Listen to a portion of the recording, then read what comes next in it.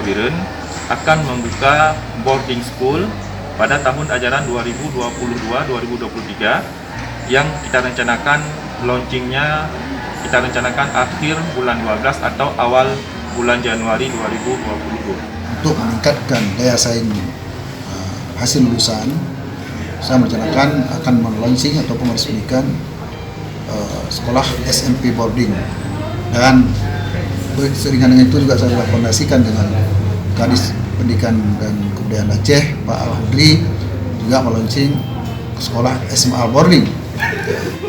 Hari ini infrastruktur, peralatan sedang kami siapkan, dan insya Allah pada akhir tahun ini atau awal Januari kita sudah resmikan atau sudah launching ajaran pendidikan tahun 2022 akan sudah memulai dengan menerima siswa dengan sistem boarding.